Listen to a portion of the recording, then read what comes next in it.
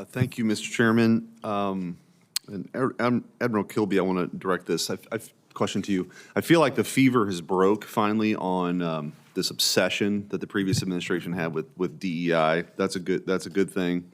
The previous administration also treated climate change as a national security priority. I actually had one of the more ridiculous exchanges in my first couple years here with Secretary Del Toro, who told me Admiral Nimitz would have cared about climate change too. This is sort of like the Twilight Zone. But we have issues, right, in shipbuilding. Now that we're refocused on warfighting capability, what should Congress do to prioritize modernizing the fleet as opposed to this political stuff? Two things, sir, super important for us is to keep our maintenance going. Got to get our ships available. I'm not going to build a whole mess of new ships in 2 years, so I've got to get the ships I have up to speed and available. The other thing we can do is continue to invest in munitions. I think the lead time for them is shorter than a ship, so we must renew our magazines so we're ready to fight if called. Okay. And then for sticking with you, Admiral Kilby, and then also for General Spain, if we had to fight a peer war in the next 2 years, what would be our greatest capability gap, and what should Congress do to address that? I'll start first. Again, munitions, long-range munitions, preferred munitions are an area where we need to increase our productivity as a nation. And then from just a general sense, our capabilities are pretty good with the exception of that munitions quantity, but our capacity is a problem. So getting those ships and funding available out on time will result in a greater capability overall. Senator, thanks for the question. To your point, in the next 2 years, the greatest challenge for us is going to be regaining the sustainment edge in our current fleet. The lead time required for parts and supply within that time frame would require an infusion to help us with our aircraft availability, our mission capable rates, and training our flying force to be ready within that window. In addition, some flexibility on new opportunities with technology in terms of asymmetric capabilities that would enable us to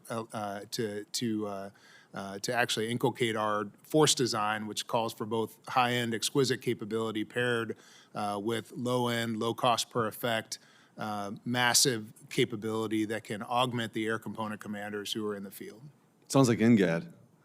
Might be. The exquisite would be, NGAD would be an example of the exquisite, yes, Yeah. sir. General, I guess with the time that I have remaining, General Mingus and Mahoney, just wanted to ask if sort of the similar theme of flexibility, if you had unrestricted funding for readiness, how should that be spent first, and in order to get that high-end capability? What would we be doing? Like if we're in an era of scarcity, right, that we have to accept at some level, what is the level of priority, or what are the priorities? For us, I would say, well, the second one would be just what Admiral Kilby talked about, our magazine depth, precision-guided munitions, long-range precision fires, and the ability to scale rapidly at time of crisis and conflict. So it's one thing to bring production rates up, but it's another to have the ability to rapidly scale at time of crisis and conflict. And the other would be support. And let me just, how would you rate where we're at right now on that front? Because I've heard that, I agree with that. Where do you think we're at with that? Well, just using 155 as an example, before the Russia-Ukraine conflict, we were producing at 14,000 rounds a month. We had a high water mark in November of 42,000, ramping to 70 by this summer, and 100K a month by this fall. So that's a 2-year journey. We've got to be able to do that in months, not years. And it's about automation and robotics. People are hard to bring in, let go, bring in, let go. And so the key to all this is automating those both organic and defense industrial systems and bases to be able to do that. And then the second place that I would put that money is in our transformation efforts that I described earlier, our TIC 1.0 and 2.0.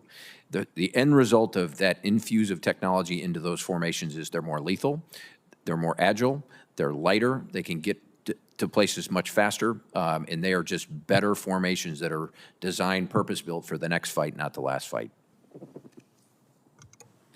Senator, if I had a three-part wish list, the first one would be to accelerate our force design to ensure victory and more killing power in the contact layer. I agree completely with depth of magazine across people, parts, programs. There's several things that we don't have enough of that we need to build more and deepen that.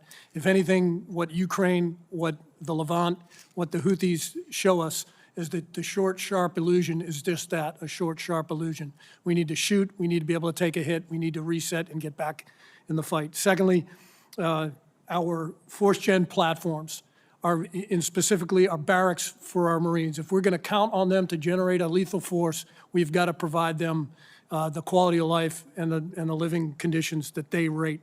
And thirdly, and we've already talked about it extensively, is the ability for us to move, maneuver, and sustain on 73% of the Earth's surface. That's amphibious shipping, and project power from sovereign American soil when we do that, as well as organic littoral maneuver in order to move shore to shore, in order to maneuver to a position of advantage in order to sustain in the contact layer. Thank you. Thank you, Mr. Chairman.